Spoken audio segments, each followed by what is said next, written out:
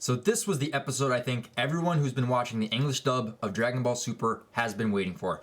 How's it going, guys? So right here we have Dragon Ball Super, Episode 5. Goku is finally versing Beerus, and I liked the episode a lot, but it did have a few problems with me. Now, I know there's a lot of controversy when Episode 5 in the subbed Japanese dub of Dragon Ball Super aired. I know that there was a lot of controversy around this episode due to the animation quality. Now, from what I could see, the animation quality was a bit better, but you could still tell when the animation was good and it was just okay. So, but overall, I really enjoyed this episode. And this episode, majority-wise, was Goku versus Beerus. And then near the end of the episode, we got a little bit of King Kai talking to Vegeta, explaining what has just happened. But so in this episode, you know, Beerus has finally arrived on King Kai's planet, and Goku immediately challenges him because that's just the type of character Goku is. He seeks out the strongest fighters and just wants to test his power. He always wants to get stronger, and I think that's just one of the main qualities that we like about Goku, is that he's this carefree guy. He's very lax, but when it comes to fighting, he just loves fighting. And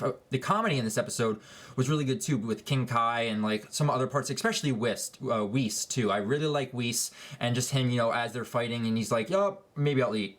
No, I don't have enough time. And every time Goku would transform, he would constantly do that joke where he's like, no, I can't eat again. So I do like the new characters with Beerus and Whis, and I do like the comedy they bring. But overall, this was actually the first episode within Super right now, within the English dub. We finally got some good action. Well, not really good action, because what you can kind of see is it was Goku throwing punches and Beerus dodging, because Beerus viewed Goku as kind of like an insect in this episode. You know, he didn't really pose a challenge to him, so Beerus didn't see like a reason to actually throw a punch and actually fight him. So as we see in this episode, when Goku goes to challenge him, he immediately goes Super Saiyan. So he tries out fighting Beerus in his Super Saiyan form, but that's not enough, and Beerus is just dodging him left and right, and Goku's kind of getting a little angry, and he's getting taunted by Beerus, saying, if this is all you've got, and this is the form you used to beat Frieza, I understand that you could do it, but there's no way you'd be able to beat me in that form. So then he pushes Goku to Super Saiyan 2, and the designs here and there as he transformed and was fighting, it was kind of like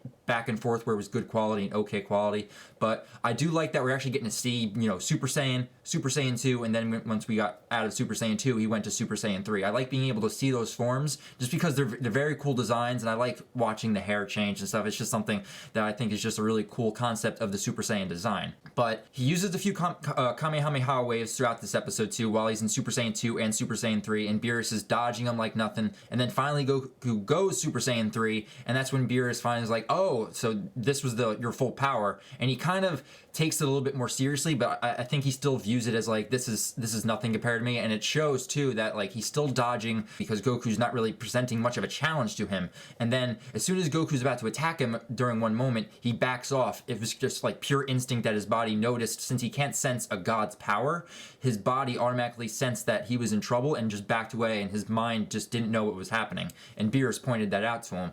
And then it wasn't really soon after that to where Beerus grew tired of Goku and basically just demonstrated the power of a god, where he took him out in two hits. He took out a Super Saiyan 3 powered Goku with 2 hits. And that just goes to show how powerful Beerus is, because Kid Buu was hard to beat, but he was able to beat him with, you know, going up to Super Saiyan 3 and then eventually using the Spirit Bomb and all that. But in here, it shows that Beerus is no joke, and it kind of shows the power levels. I know the power level rankings and the levels and stuff is a huge joke within Dragon Ball, but it just really shows the power gap between a Super Saiyan 3 Goku and Beerus the Destroyer. So once Beerus gets bored, he takes it out in one punch and then chokes his shoulder, knocks Goku out dead. Not really dead, but unconscious, and he's just out for the count, out of commission, and that's when Beerus and Whis leave, and they're heading to Earth now to go talk to Vegeta. And so then the only part of the episode that's different from the Goku, King Kai, and Beerus stuff is we get King Kai explaining the whole situation to Vegeta. Vegeta's actually back on the cruise, and I love the moment, you know, when Bulma just shows up and he just doesn't want to have it, and Vegeta's like, yeah, we can go mingle with the partiers, we can go mingle with Yamcha. So they threw some Yamcha shade in there, and you know, that's very funny too, because I think Chris Sabat voices both Vegeta and Yamcha in the English dub, so I think this is kind of more self-aware within the episode, just knowing how much jokes and shit Yamcha gets, and that's just throwing more fuel to the fire for that.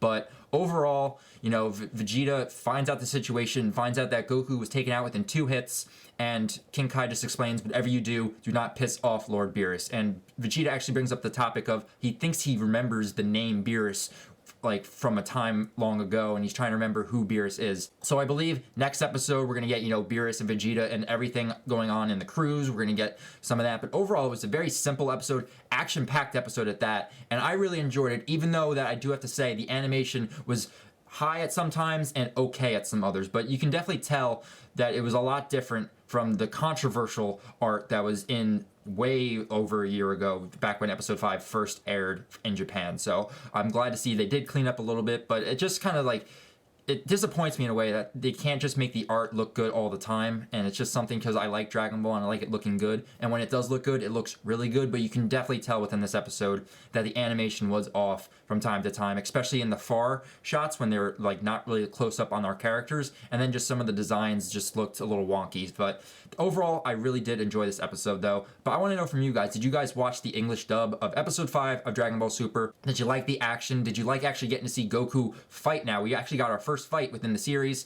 Did you like that? Did you like getting to see Beerus's power being portrayed? And do you like the overall dialogue that the dub is bringing to Dragon Ball Super? Let me know in the comments below about what you guys thought about this episode, and I'm really looking forward just to getting next episodes next week, episode 6, getting to see what kind of shenanigans ensue and what other action awaits us for this arc with Beerus the Destroyer. So that's it for this video, guys, and until my next review of Dragon Ball Super or any other content on my channel, I'll talk with you guys later. Alright guys, see you later.